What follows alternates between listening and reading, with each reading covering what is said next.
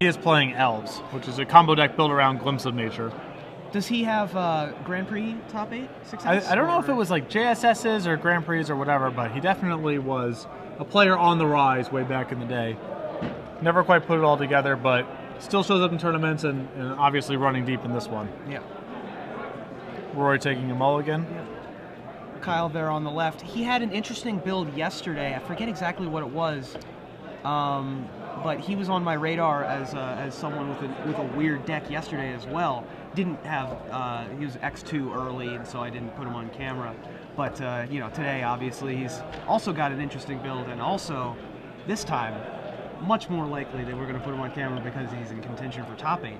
So the big piece that this deck, the Jund deck, picks up for legacy play is Himnatorak. Yeah. Which is a substantially better Blightning, basically. Yes. Himnatorak obviously, comes down a turn sooner. Also got better art. Yes. In my opinion. You also pick up Scavenging Ooze when you port over to Legacy. Yeah. Even though it's a new bordered card, you obviously can't play it in Modern. Gives you much needed life gain and additional graveyard hate. Yes. Kyle Dunne on Jund, but if I were to sit down, based on beard alone, I would have guessed Charbelcher. Yes. Yep. I think that's a fair call to make when you sit down and make a snap judgment. I would have to guess it. Corey, on the other hand, or not Corey, Rory, on the other hand, I don't know. When you sit down from Esper Blade guy. Esper Stoneblade with the hoodie and the hat. Yeah, sideways hat. Yeah. Big tell. So both these players probably going to be surprised by the other one. Raging Ravine from Kyle. Strong legacy card. But a lot of what Kyle has going on in this deck between the man lands and the attrition elements, Bloodbraid Elf, his deck's actually pretty robust against control decks with Planeswalkers. He has a lot of ways to attack those decks. Yeah. The Land War Elf from Rory, a pretty clear sign of elves. Yeah. I forget who said it, but someone said that the most terrifying play for a long time in Legacy was turn 1 Land War Elf because no one knew how to deal with it. Yeah. My instinct would be to kill it, but yeah, immediately. Yes. It does not take a lot in terms of mana and cards for the elves deck to go off. The big logjam obviously is Glimpse of Nature. That's sort of the straw that stirs the drink. Yeah. Once you have that online with not that much mana or cards, it's pretty easy to generate if not infinite, then overwhelming board. Yeah. So Dark Confidant for Kyle on turn 2. Interesting note: 3 Deathrite Shaman in Rory's deck. That's an elf. I did not know. Another nice addition to the deck. As if it weren't good enough already, it also has the tribal bonus. Rory's Elf deck also has something a little bit different in that he has crop rotation in his build that facilitates a variety of utility lands. Pendlehaven, a couple like Bayous and Savannas for his sideboarded cards. It also lets him rebuy a Gaia's Cradle. Yeah, Cradle, which is a huge part of how this deck gets the sufficient mana to go off. Yeah. He's also running 2 Gitaxian Probe, which is something I have never seen before at all.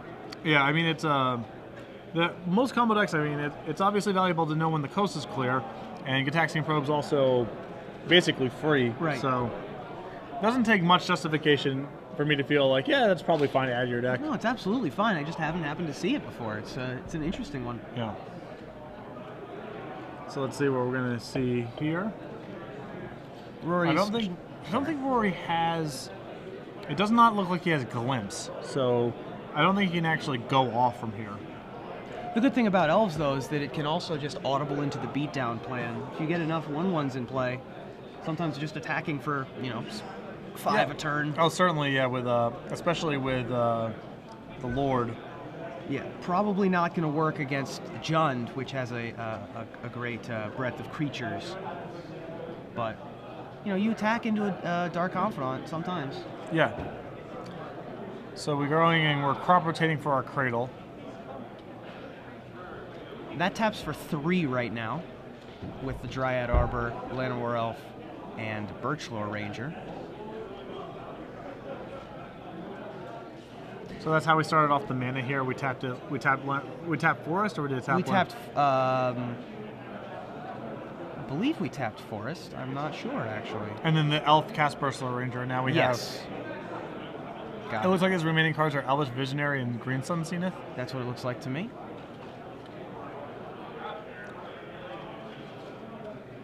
He just drew Wirewood Symbiote, which is awesome with Elvish Visionary in play. Yeah. That allows him to sort of mini combo and not really need the Glimpse of Nature right away. It allows him to just reuse the Visionary over and over again to sort of, have a fake Underworld Connections or Phyrexian Arena. Yeah, he doesn't have to actually fully go off.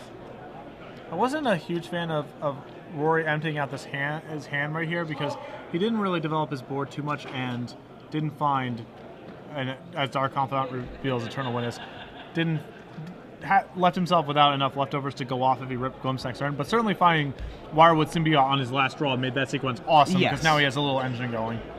Absolutely. So another Wooded Foothills. Yeah, that Eternal Witness, not exactly the card Kyle wanted to find on top. It's not very good in this matchup. Yeah, if the game drags out, it's nice for getting back bolts to pick apart of the hand, but the game isn't played on that slow of an axis if Rory's deck is doing what it's trying to do. Yeah. Elves is a deck that's sort of fallen off in popularity. It was picking up in popularity for a little while, and then once Terminus came out. Terminus is rough. I know that when Reanimator was the hot news, Reanimator also did a lot to suppress this deck because both Iona and Ella Norn are disasters for this deck. Right. But, Reanimator sort of receded from the metagame, and there's a little bit less miracles now that Abrupt Decays, Counterbalance Deck, etc., so... Ooh, Hymn to Torok is going to take out the last remaining cards of Rory's hand, it appears. Unless Rory wants to... Symbiote back something to cushion? to spin the wheel and hope to save something. Yeah. I think that's a little bit ambitious. But now with Symbiote Visionary online, this game's actually going at a pretty bad pace for Kyle because he can't really attack with his Confidant because, it just trades with one of Rory's knuckleheads. Right. And he isn't really pressuring Rory on any axis. Rory is going to untap. Look at that. All right, so he's going to... Yeah, so he's going to try and turn that, I guess, at this point, somewhat useless Llanowar Elf. Yeah, Rory has a Green Sun Zenith in his hand that he's trying to cover against the hand. Right. And since the Elf's pretty redundant, I think it's a worthwhile gamble. He lost Green Zenith Llanowar Elf. All right. So he got to keep something that wasn't what he... I believe it was a Finhorn Elf is the last card. Finhorn Elf? Yeah, that's too bad. Too bad for Rory. But he tried. I guess the Green Sun Zenith would have been more valuable than the Llanowar Elf that he ended up getting rid of. So, adds some mana. It looks like he has a Nettle Sentinel is what the other card is here. That's going to start going nuts with the Birchlore Ranger activation, which is going to be fairly nice. Wirewood Symbiote activates to return Elvish Visionary to untap Birchlore Rangers. And for all of you at home watching and wondering how you're supposed to play against Elves, assuming they're not going off, killing Wirewood Symbiote and sort of, the fair games, that's sort of the hub that allows all this, incremental building of resources that you're seeing Rory do right now.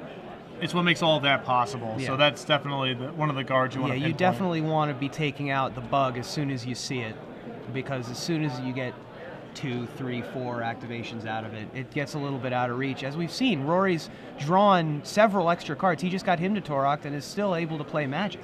Yeah, and Kyle's already taken 5 from the Hymn and his Confidant reveals. You have to assume that he's thinking about getting frisky here. I would not send the Symbiote because that card's too valuable. No, the Symbiote, of course not. The Dryad Arbor seems reasonable. Yeah, I think Dryad Arbor and Birchlore Rangers are both fine to attack with here. Nope, he's just going to play a Finhorn Elf. Just leaving himself with the maximum amount of mana. A Abrupt Decay, which is a good reveal for Kyle. Yep, and that's almost certainly going to take out Wirewood Symbiote. Yeah. Assuming Kyle knows what's going on here. Although Kyle may be stuck on lands. Doesn't look like it. I think I saw another land in his hand. Yeah, bolt. He's going to bolt.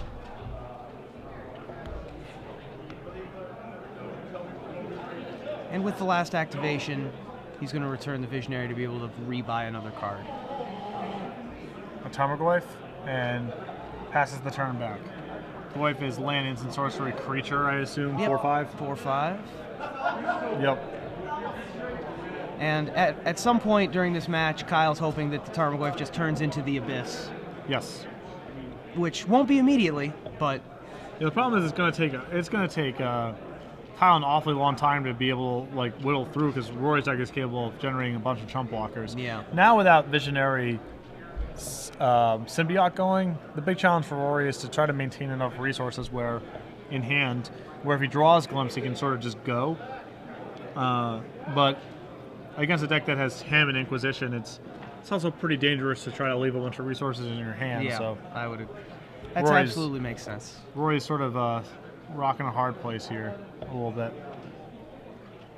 And this is all, presupposes he draws any Glimpse of nature, yeah. Which he doesn't. He draws Llanowar Elf.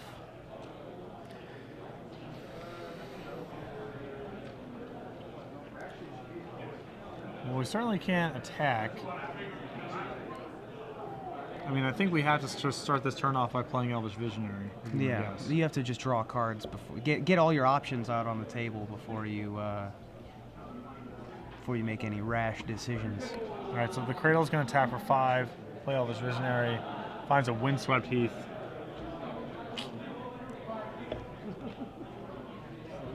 I'd probably just play Windswept Heath and say go. You want to leave the Llanowar Elf back in your hand in case you draw Glimpse. Yeah.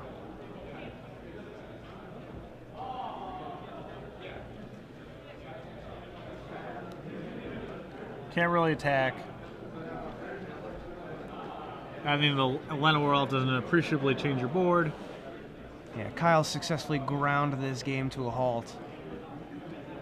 Right where he wants it. Dark Confidant finds Inquisition of Kozilek. Card's real good against elves. Yes. Yeah. Even now. Yeah, no end of cheap cards you want to disrupt. And yeah, he's got a pretty good setup between Inquisition, Lightning Bolt, and some cheap spot removal. He's pretty well configured for this matchup. He doesn't have any permission, which means that Elves' most explosive draws are probably outside of his range, but assuming they don't have their best hands. Then he's well set up. Yeah. Especially for these mid-rangey kind of hands where he's trying to perhaps build a beatdown strategy where it's just not even realistically possible.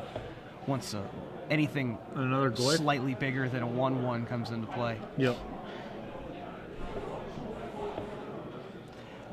Kyle now has 2 The Abyss in play. Things looking grim for the Elves player. I'm trying to see what his huge draws are from here.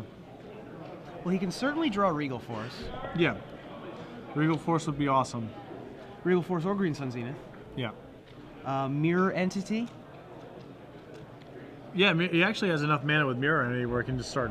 He might just actually just kill. Yeah.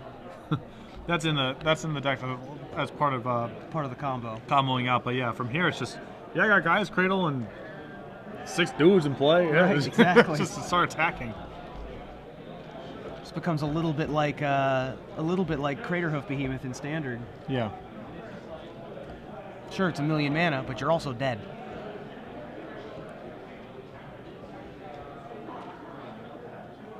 Rory moving his creatures around.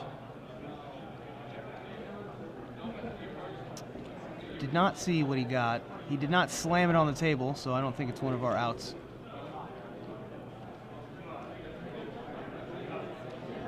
It is a land.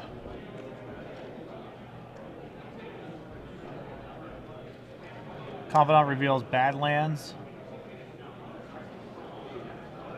So Kyle now is able to Bloodbraid Elf, should he so choose if he has one. Although I don't think he needs to. I think he'd rather just keep Abrupt Decay open to be able to cut combos off midway. Yeah, playing Bloodbraid Elf is actually a fairly big risk because you can just flip over a blank and then get killed by Mirror Entity. Yeah. Even if you don't flip over a blank, even if you flip over something relevant like Lightning Helix, or not Lightning Helix, Lightning Bolt, then it's still bad. Yeah. Yeah, at this point he's not lacking for pressure. So yeah, Dry Arbor's going to chump block. Glyph's going to come in for 4. Is this a Liliana of the Veil, perhaps? Nope, this is an Eternal Witness to get back Lightning Bolt. Yep. Like we said earlier, even though it was not very good at the time, the game developed to such a point where it did become good. Yeah, no, he's, once the board's been stabilized a little bit, then he might have the time for those kind of plays. He has a bunch of good cheap cards to get back, too. Yes.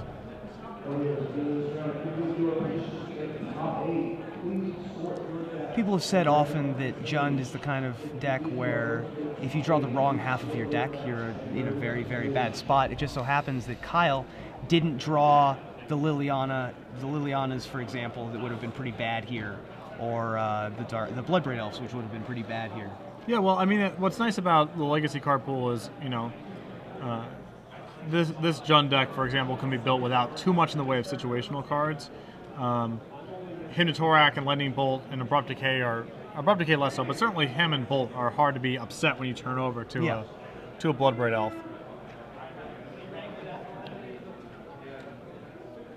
So Rory drew his card. Yeah, he can prolong this game for a while with chump blockers, but he's going to need one of his heavy hitters to actually swing the game in his favor. It's also reasonable for, he actually might have some attacks this turn, because he has enough chump blockers back. And that's true. And Kyle only has a pair of 2/1s as defenders.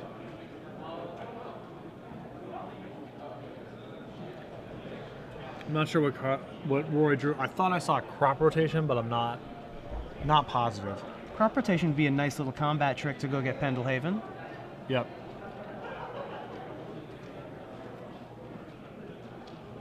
Although now with Rory aware of Lightning Bolt, yep, we're gonna get in with the Now Sentinel and the Eternal Witness will trade.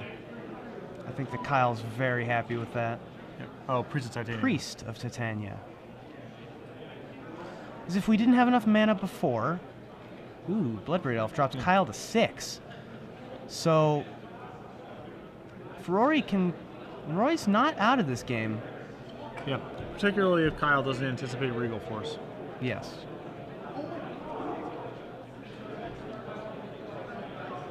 Yeah, it is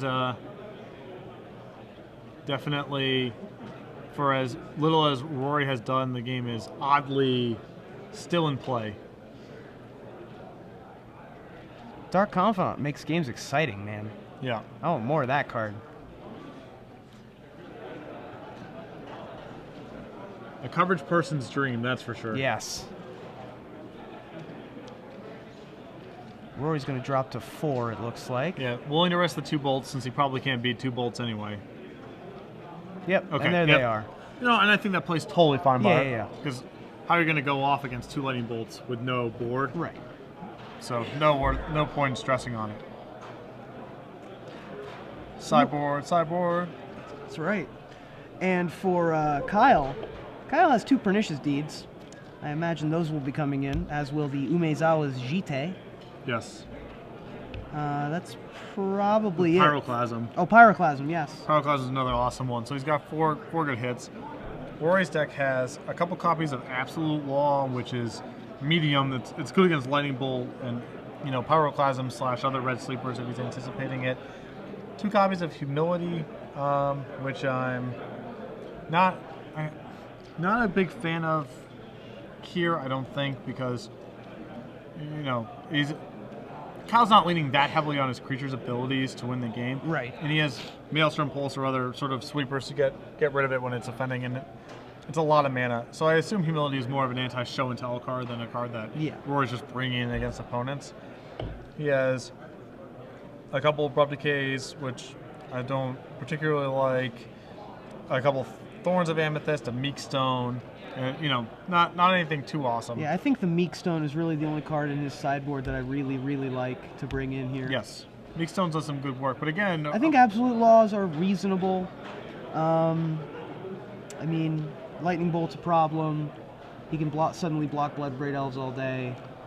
Yeah, between Abrupt Decay, both being black-green removal and being able to kill Absolute Law, and Kyle's creature base isn't even particularly red. It's True. Ooze, Deathrite Shaman, Confidant, only really Bloodbraid. I think Absolute Law is probably not worth Pretty bringing poor. in here. Yeah. Especially because you're a Glimpse of Nature combo deck, anytime you're cutting Creatures elves for to bring spells, in, Yeah. it's a huge opportunity cost. So you can really only bring in those cards when they're going to be awesome. I think Rory just keeps his deck the way it is. Maybe brings in the Meekstone just as one incidental sideboard Yeah, card. I think one Meekstone's fine here. Yeah, I think that that game definitely could have swung wildly in his favor had the top of his deck been more kind to him when he had the symbiote draw happening. Yeah. So Yeah, he never really found anything big. The only real big draw that he had was Green Zenith, and that got ripped up. yeah, So he was just sort of drawing 1/1s, and that's not enough to get it done against most Legacy decks. meanwhile, Kyle's also pretty happy with how that game went. You know, the unfair deck played a game of fair Magic, and he's way fairer. Yes. No, and we've seen black, red, green. They've been mostly built around Life from the Loam. We've seen that kind of attrition-y, spot removal sort of engine decks before. His deck's actually even more honest than that because he doesn't have any sort of inevitability engine like Life from the Loam. He just has a bunch of good cards and solid answers to most of the types of cards his opponents are going to play. Right. I wonder if Inquisition over Thoughtseize is a concession to the fact that this deck actually deals a fair amount of damage to itself. To itself, yeah. With Dark Confidants, Yeah, mostly. your fetches, that stuff. To me, it's I'm a huge Thoughtseize fan. I think the card's basically one of the best cards in Legacy. And when I see Inquisition and deck lists over it, I have to assume it's just strictly a concession to the fact that he's got a bunch of these fetches and Dark Confidants in play. Well, it's also possible that he's not that afraid of anything that costs 4 or more. I mean, Bloodbraid Elf did keep Jace the Mind Sculptor out of Standard while it was around. Yep. So, what other things that cost 4 or more are you really that terrified of if you're not even afraid of a Jace? I mean, there's some combo cards. Time Spiral. Sure. There's some stuff, but yeah. If you're not that worried about Jason, it becomes much easier to justify. Yes, and Bloodbraid was the thing that when Jace got released, a lot of people said no one's going to play with this card because Bloodbraid was a thing. very well matched up. But a Wall of Omens and some rotations and Stoneforge Mystic, some equipment later, Jace ended up being one of the most dominant players of all time. And meanwhile, Bloodbraid Elf is relegated to being only one of the more powerful cards in Modern. Yes. Still awesome. Yes. Any format where you have the time to cast it, it's probably going to be exceptional. Legacy has not traditionally been that kind of format, but if things are slowing down and people are trying to win the game with cards like Deathrite Shaman and Jace, there's no reason that Bloodbraid Elf doesn't belong in that kind of field. Has definitely been shifting back towards fair decks. Yes. In recent months. So with Blue-White Miracles being the most popular deck in recent weeks, recent months, recent opens, fair decks are definitely coming back to the forefront. Yeah.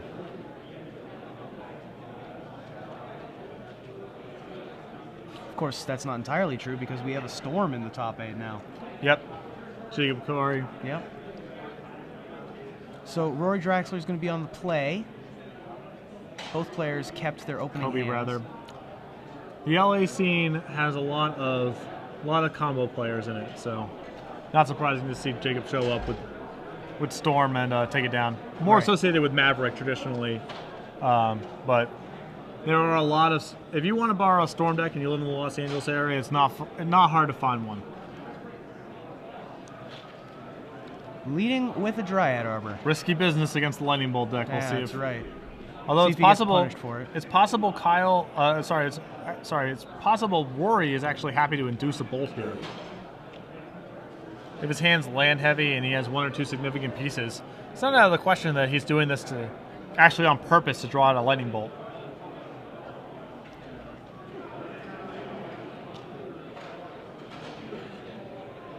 It looks like Kyle's just saying go.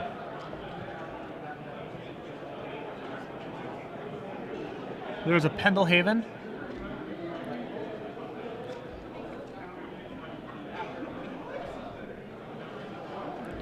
And Deathrite Shaman. And also Quirion Ranger, which we didn't see last game. Yes. Quirion Ranger, he's only got one of in his deck. Very similar to Wirewood Symbiote in form, but not in function. Yes. It allows you to untap. I believe it's untap an elf by returning a land to your hand. By returning a forest to your hand. Returning a forest. If it was return a land to your hand, oh my, with the Gaia's Cradle turns. Oh, yeah. Yeah, we'd see a little more of that, I guess. Yeah. That's fair.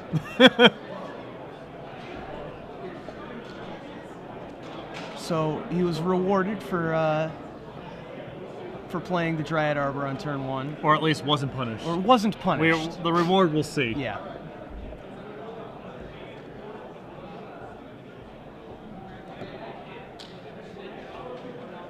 Kyle probably has his... Hymn to Torax. I was going to say, I thought he was going to have his traditional turn 2 Dark Confidant.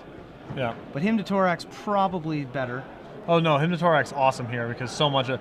A, you might tag a glimpse that he's setting up. Yeah. And B, the Elves deck is so much about just generating a saturation of resources. The deck sort of has an exponential trajectory once it starts to do its thing, so these hymns can be devastating.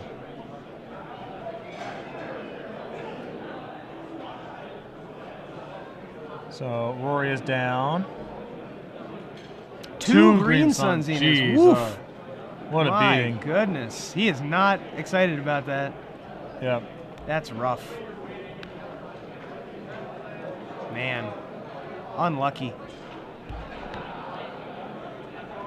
Now, Rory does have Absolute Law in his hand, so he did bring it in. He can cast it this turn off the Deathrite Shaman, one of the lands in Kyle's graveyard. He can eat. But it's unclear how much work that's going to even do.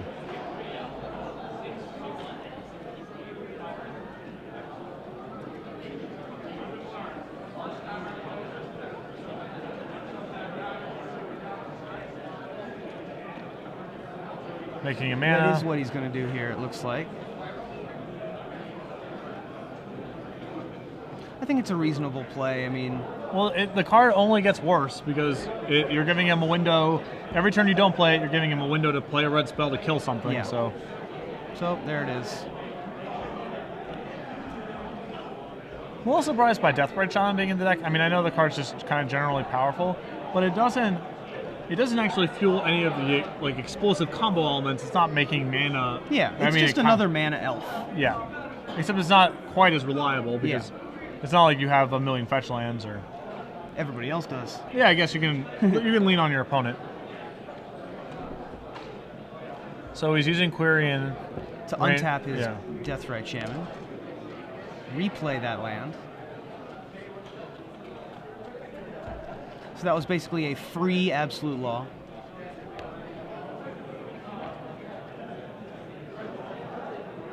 Using the mana once again. Eating another land. Heritage Druid. And Heritage Druid. And in for one. Yeah, hitting both of those Green Sun Zeniths was so good. Yep. Because the rest of Rory's hand wasn't that exciting. He was definitely leaning on that to cobble together something real. Kyle has a ton of lands in his hand. The Deathrite Shaman can actually be pretty sweet here because, now that the red removal is cut off, Deathrite Shaman can do work suppressing Tarmogoyf if that's a defensive element that Kyle has. And so Rory's actually kind of resistant against a lot of the types of cards Kyle has to try to stabilize the ground and give him time to... Yeah. He can simultaneously shrink Tarmogoyf and deal damage to Kyle. Yeah, there's Scavenging Ooze. And another example of Deathrite Shaman checking something. We can send into... What's also nice is we can send into that Scavenging Ooze with our 1/1s because we have Pendelhaven at the ready. Yeah, and there aren't any creatures in the graveyard yet.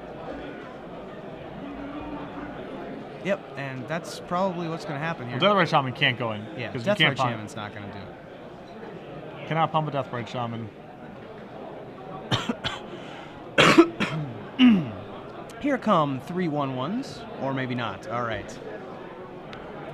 Make a liar out of me. Just being deliberate, trying to figure out if there's anything he's messing up here. Yeah, you might as well send. Yeah, everything except your 1/2 should be coming in here. Yep. So take 5. Knocks Kyle down to 12. And the Deathrite Shaman will put Kyle at a basically 10 life. It'll force Scavenging Ooze to use a mana on Kyle's turn, most likely. Yeah.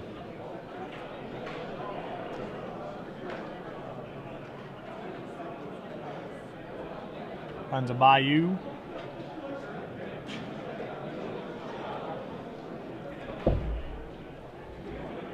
So what's Kyle looking for here at this point? Are we hoping to land Abrupt Decay Pyroclasm? Pernicious Deed would be insane. Pernicious Deed would be a very good one. I mean, if you guys land Pernicious Deed, that's everything. Yeah, this that's turn. game. Really?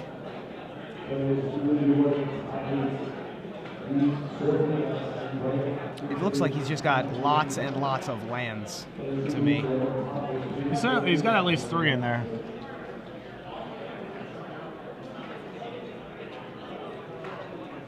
Sax's Bloodstained Mire.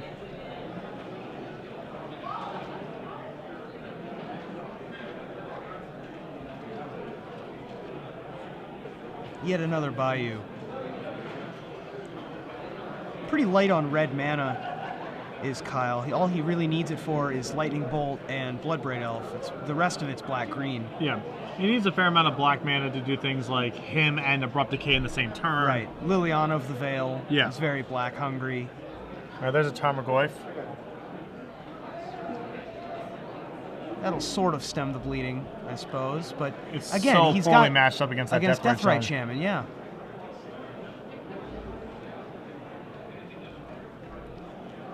That thing's going to become a 1/2, pretty much. Oh no, there's 3 lands and 3 sorceries, so it will not become a 1/2.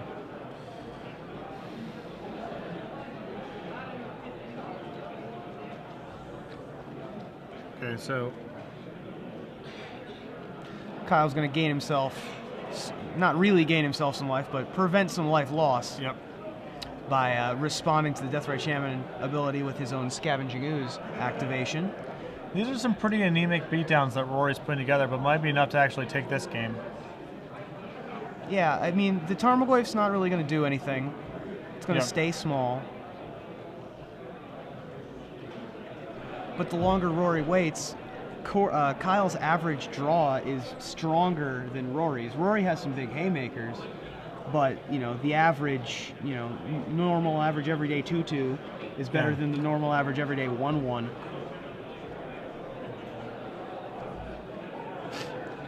So now can he just use the Deathrite Shaman to get both of the sorceries out of the graveyard? Can he get both? He can go because he Quirion can Ranger. untap it. Yeah, you can untap with Quirion Ranger. Yeah, that's cool. That sounds reasonable. Well, I don't know if he can. I don't know if he has enough mana to do this and pump with the Pendlehaven, right? He has. Well, he'll be able to. Oh. Huh. I don't know. I think he might be short of green. I think he is short of green. Ooh, he has a Glimpse of Nature in hand. He might lose his Quirion Dryad here, which is pretty rough.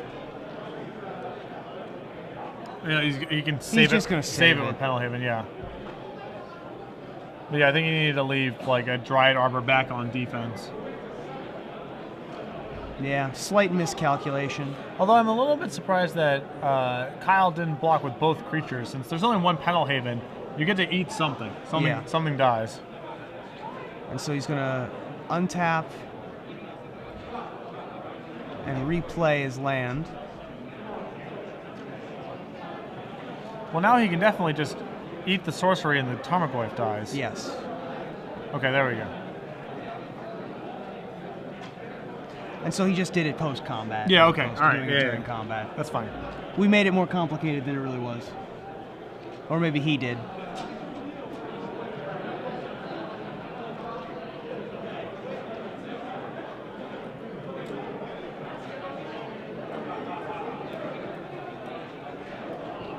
Tiger from Kyle.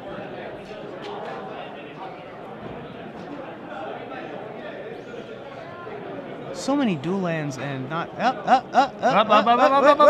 You cast the spell. You cast the spell, sir. No, it's an illegal target. Oh, it's an illegal target. You get to back that up. Okay, never mind. So there are takesies, backsies here. Tarmogoyf. Yeah, that lightning bolt, not too good right now.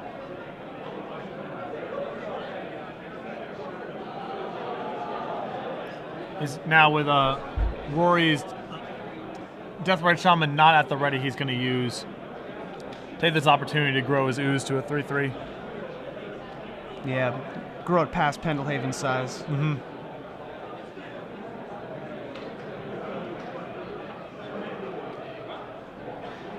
Both these players are playing at a fairly measured pace, but there's only 15 minutes left on the clock. I'm not sure Rory has. Well, Rory has the combo potential, so he certainly can win. He actually has Glimpse in hand. He doesn't have doesn't have enough really left over to do anything significant with. But. Right. Well, this game he's just on the beatdown plan. Yeah. What I'm saying is that next game he has the combo potential to be able to try and win a third game in a short amount of time. Right.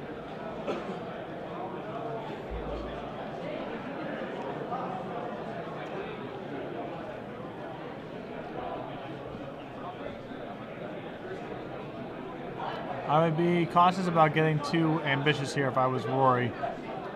You have a lot of... I mean, now combat's starting to get to the point where it's a little bit ugly because he has a 3/3 ooze. So gutsy attack. He's going to lose his Deathrite Shaman.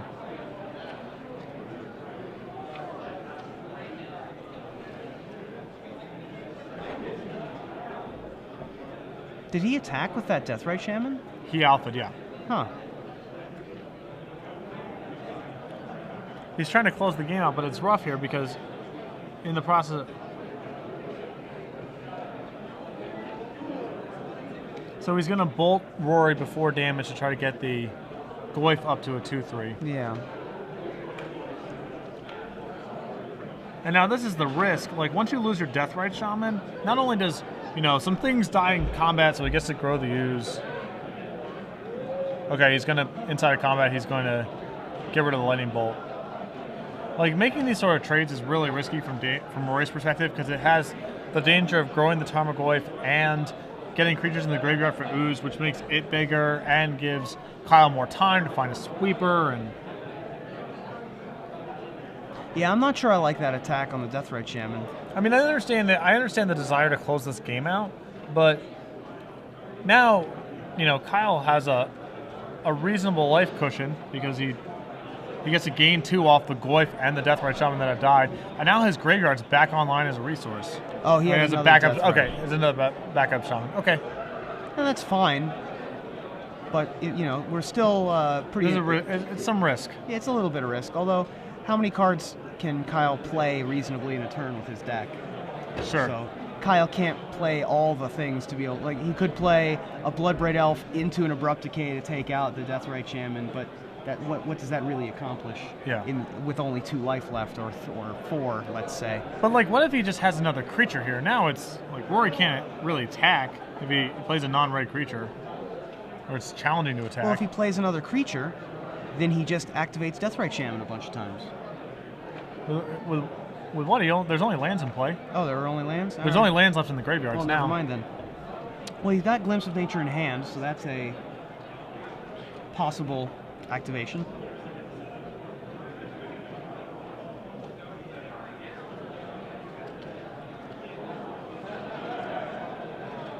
I guess he has him covered. He can just ship in here. Yeah, I think so. I mean, yeah. I guess there's a risk of. Yeah, I guess because Kyle has to act first, that Pendelhaven has it covered no matter what, even if it's a kill spell. Okay. And that'll be it. So Rory takes game 2 on the beatdown plan. Yep. He's actually had no choice but to beat down play in both games, as he hasn't had Glimpse plus a setup yet. So, yeah. So Absolute Law was, I guess, medium there. It was not terrible. It wasn't spectacular. Yeah. Did a little bit of work. but I mean, I think it's fine to bring an absolute wall here because you actually don't know how many sweepers Kyle has. Right. It's possible his sideboard's got a bunch of pyroclasms and volcanic fallouts and that. Exactly. It's not reasonable to assume that his sideboard only has the one. Like, you don't see Jundin Legacy that often, so who's to say he doesn't have 4x Fire Spout or something like that. Yeah, exactly. Yeah, I think it's a reasonable. Sometimes we have the benefit of seeing deck lists and being like, why are you bringing it in? He's only got the one pyroclasm, but there's a range of pyroclasm effects that Kyle could reasonably have here, and so it's not bad to want to insure yourself against that.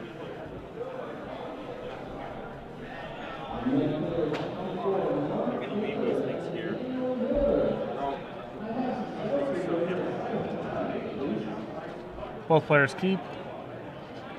Wow, that was some quick shuffling up. Yeah, I like it. Good job, guys. So Kyle's going to be on the play for this game. Leading with a Badlands, I can only assume that means a discard spell. Could mean a Deathrite Shaman. Yeah, there we go. Shaman. It is so weird that you can play a mana thing on turn 1 off of your black mana. Yes. There's nothing sacred. You and your precious color pie, Mark Rosewater. I mean, it's sort of a green card, I guess. Yeah. Sort of. Not functionally right now, but. Rory says, I'll have what he's having.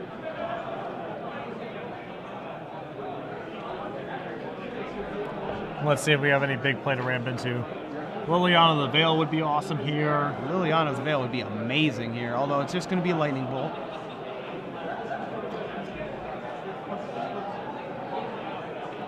Dark Confidant. Still an excellent start for Kyle here. That is a nice turn 2 for Kyle. Second Pendelhaven is what it looks like. No, he only has the one Pendelhaven in the deck, so that was not another Pendelhaven. I'm a liar. Elvish Visionary. Finds a Nail Sentinel.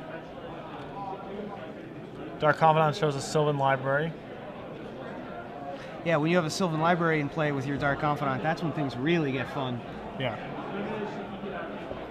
Sylvan Library, just another card that, if Kyle can sort of slow and stabilize the game, powerful enough to take it over. So now we get to see what we're working with. Inquisition of Kozilek from Kyle is going to show Rory's hand of Savannah Cradle, Nettle Sentinel, Heritage Druid. Oh, there's a glimpse in there. All right, so that quickly goes to the graveyard. Yep. And so it's Birchlore Rangers, Heritage Druid, Nettle Sentinel, 2 lands is what it looks like to me. Yep.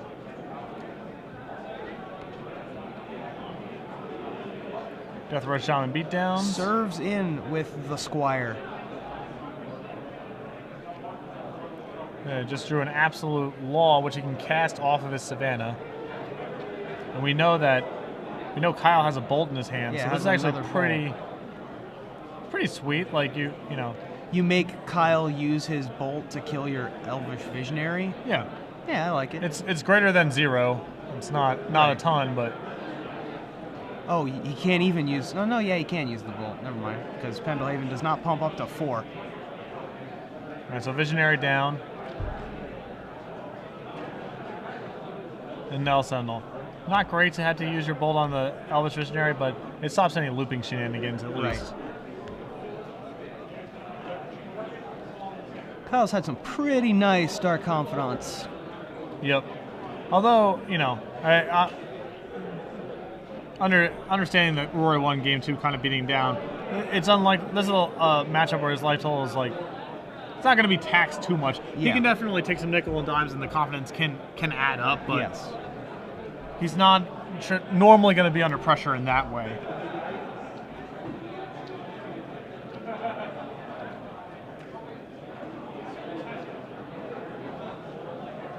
Kyle looks like he's going to go for the Sylvan Library here. Oh, nope, Tarmogoyf instead. He fooled me by having it behind the other cards. Well, he still could have cast Sylvan Library off his Deathrite Shaman. He's choosing not to, leaving up mana to be able to. Yeah, it probably means he has Abrupt Decay or a Bolt, or well, not a Bolt because Bolt doesn't represent any disruption anymore, but.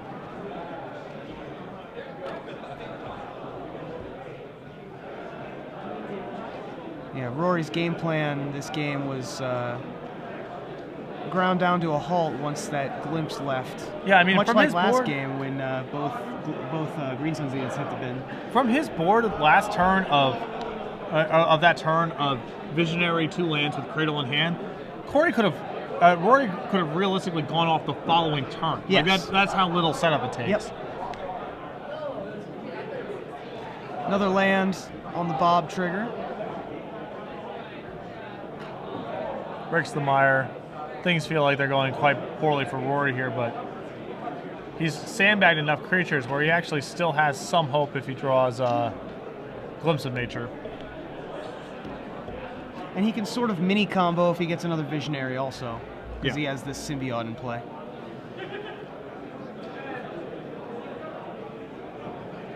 In the meantime, the Abyss doesn't have to block yet. He's going to anyway. He's going to block, he gets to block and with then Nelson and return. return with his Wirewood All Symbiote. right. Cool. There's Sylvan Library.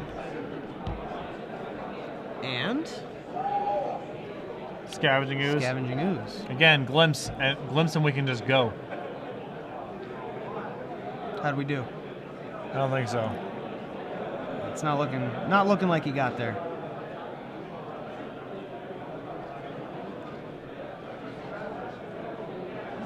He drew his Green Zenith. Little Sentinel re-enters play, as does Heritage Druid. If he has one more elf, then we can start making lots of mana. Another noteworthy, sort of minor thing, but significant thing that happened in this game, Kyle used Deathbright Shaman to get the Glimpse out of there. An angle that some of these elves deck has is Zenith for Eternal Witness. Right. To Eternal Witness back the Glimpse. Yeah, that makes sense. So, I do not believe this is actually a part of Rory's deck. I don't believe he has one, but Right. I've But seen that's possible. Witness in other elf decks. So. Savvy play.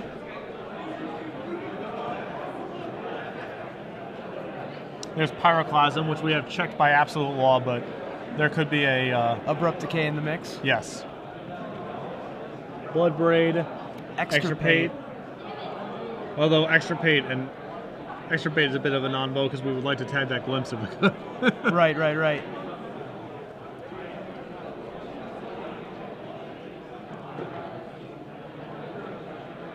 We will then untap our lands. So now, if we have an Abrupt Decay, this is... Real good if we have an Abrupt Decay. Or, yeah, But we don't. we do not. That's okay. Just crashing in with our monsters. Large dinosaurs will work their magic anyway.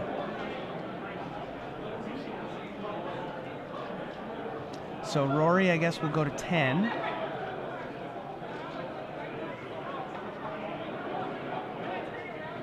Another Goyf.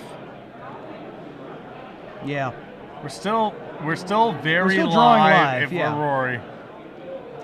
Little tap on the top of his deck to see if he got there. That's a Symbiote, I think. I think it was as well. Yes, it was. So he'll play it. This means that he can pretty much infinitely block the 4/5s. Yeah, he's definitely got time. The problem is now we know about Pyroclasm in Kyle's hand, so if he ever finds a way to blow up that absolute law, Rory's House of Cards just collapses. Yeah. He has Abrupt Decay and 1 Maelstrom Pulse. Ooh. We have a Green Zenith for a ton because we tapped our Cradle here. So this is going to be a Regal Force. Yeah.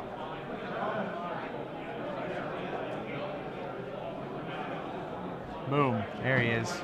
Now, does he have another... He has another Wirewood Symbiote in play on the other side of the Absolute Law that's off camera right now. So that's going to draw 6. So, for all of the board presence and discard and everything that Kyle's done this game, he might not get another turn. That's right. It's important for Rory to get this done quickly, however, because there's a minute and a half left on the clock, and if we're on the beatdown plan... Well, if we're on the beatdown plan, we're killing him this turn. It's a very good chance we're actually just killing him. This turn? Yeah. How? Just mirror entity and enough on taps. Do we have the mana to cast a mirror entity? I assume that we can get our cradle untapped or play another one or crop rotate for another cradle. Sure. Through this sequence. He has 2 Gaia's cradles in his deck, so crop rotation still can get us enough mana to do everything. So now is where things get very complicated for Rory.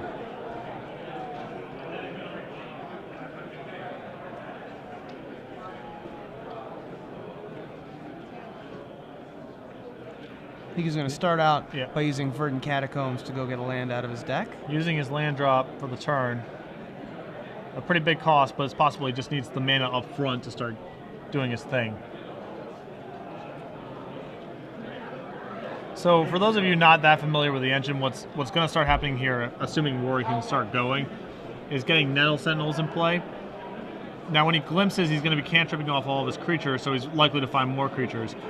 His Nettle Sentinels, he can use Nettle Sentinels to Heritage Druid or Birchlord Rangers to generate mana, and they untap on every play. So that's how you start cycling through your deck. And Rory is now going to be under a glimpse, so he's going to be able to start garnering card advantage on top of this mana. Rory is also turn 0. It is relevant to know. You see the clock at the top of the screen in between our 2 players' deck archetypes. He's got to tap that Nettle Sentinel for mana because he's going to get a trigger here.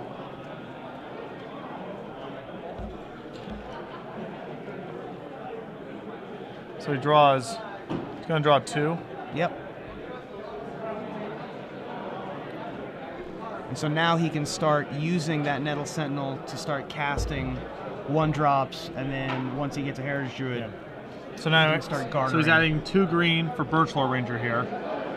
He's at 1 green. Korean Ranger, 1 green floating. Yep. The Birchlord Ranger on taps. And now every elf he plays between that and the Nettle Sentinel is net even on mana. If you can find another Nettle Sentinel, then he's net plus on mana through each of these iterations.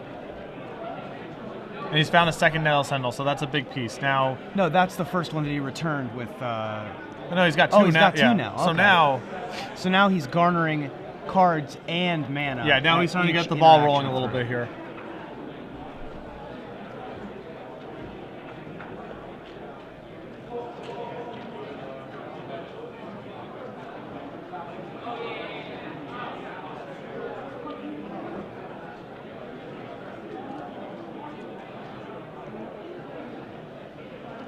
Symbiote. Just to keep going. Going to be able to, should he misstep, the symbiote will definitely be able to get him out of any log jams that he gets himself into mentally. Yeah.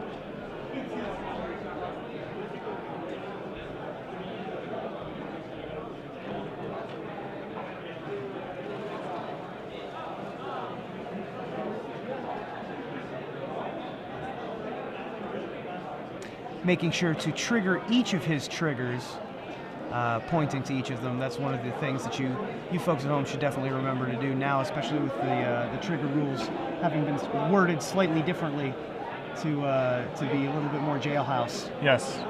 At higher level Magic, such as the Star City Games Open Series. And he's being sure to point at everything as it happens, the Glimpse of Natures and the untapping. Yeah. And Rory can sort of be patient, thinking about how he wants to go through his motions here because we're in untimed turns. Yep. Oh, we're not timed anymore? I can finally stretch my legs. Yeah.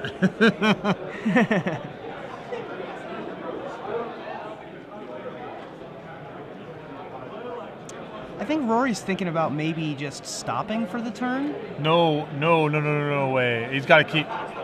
I mean, he might have fizzled. It's possible he's run out of creatures because his hand looks like he's got 2 Abrupt Decays in it. Yeah, he's also got a Green Sun Zenith.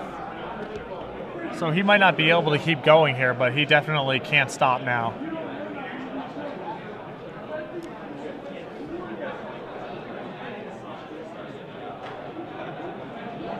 So what's he thinking about?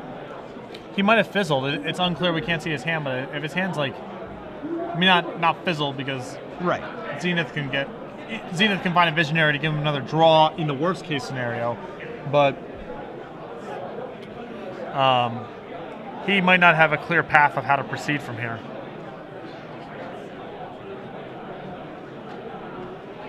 He also has more symbiote activations, I believe. At least one. He might have 2. Although he has made his land drop for the turn. Yes, he did. He did play a land. So we are going to activate a symbiote. No, that's our Aquarian Ranger we're activating. Oh, well, that's Aquarian Ranger we're activating. Sorry.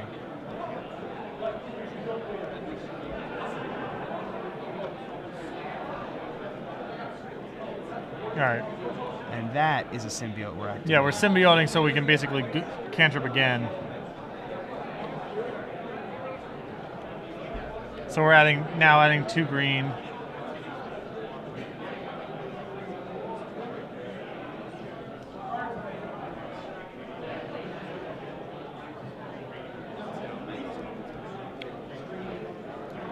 All right, so Aquarian Ranger. Going to draw a card. What's Rory digging for here? Is he just trying to find the mirror entity and then he can go off and just attack? What can he attack with?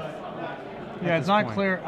It's hard to track which creatures are summoning sick. I mean, when Rory actually starts going, he can basically generate either infinite or close to it. He's just found his mirror entity, so.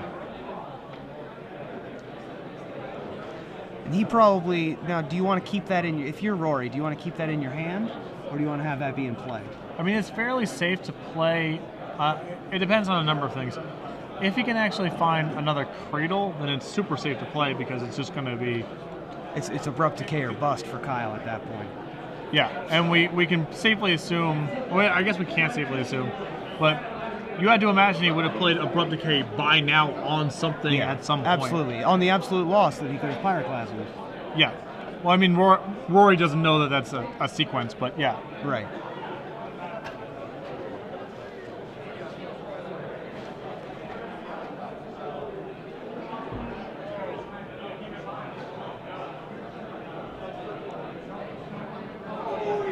Rory is still on turn 0, by the way. So now we're gonna bet.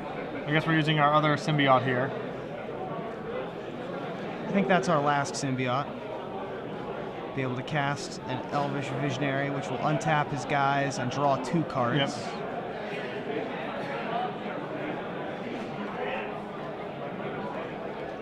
Finding a Finhorn Elf and a Virtual Ranger so we can keep going.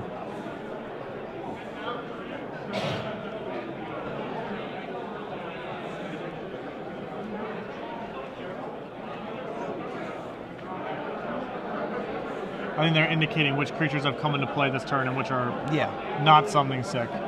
Which is going to be very important. Yeah, it's an important distinguishing feature. Now, if what we're supposing is actually the case, that means that Rory can actually generate lethal because there's only 3 blockers on Kyle's side of the table against 4 creatures that can attack, assuming Rory can generate sufficient mana. Yes. Rory's going to have to get up to 14 mana. Well, yeah. He probably wants to go a little bit over to be safe, and he needs to pay 3 for the mirror entity, so.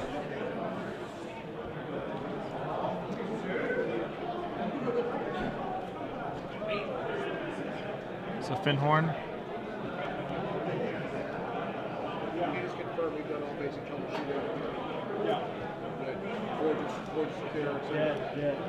Assuming he had enough gas here, I'm a little surprised he didn't Zenith for a 3rd Nettle Sentinel a little bit earlier. I agree. Could have helped a lot with the mana. Yeah, getting the 3rd one for the Heritage Druid to just like go extremely turbo. A little bit surprising. But I guess that Zenith is also a pretty big insurance policy. I don't know what he's insuring against. Well, fizzling off, and then you have fizzling off by drawing too many spells. A bunch of lands or something. Lands and spells, yeah.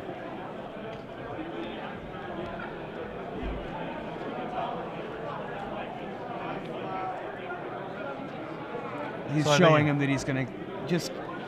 This is what I have in my hand. I'm going to combo you. I will show you if you make me. Yep. But and he's showing him that he can mirror entity kill. Yep. And that's Kyle, the match. Kyle's going to. And he shows a Pyroclasm that Absolute Law had covered against. Yep. So Rory Draxler probably going to be in top 8 with Elves. Yep, very impressive. And again, that shows you know, just actually just from nothing to everything in one shot. Does not take a ton of setup for that deck to just go off the rails. Yeah. And yep, just enough mana. Was able to Zenith for a Regal Force, and then that was it. Yeah. Once Elves gets going, man, Yeah. against Jund was able to deal with Elves when it was playing the fair game, but once it started comboing, once it became a combo deck. Yeah, no counters, and Yeah. you know, it's just his hand was kind of on the table because if he had any disruptive elements, they would have been cast on previous turns, and that's just it. Yeah. So Kyle Dunne, unfortunately, we will probably not be seeing Jund in the top 8. Yeah, but a good run nonetheless. Yeah, very good run. Impressive. And Elves going to return to the top 8. Yeah, it's been like we said, it's been a bit. It was a big metagame player about a year, 18 months ago, was showing up all over the place and doing well in tournaments, but there's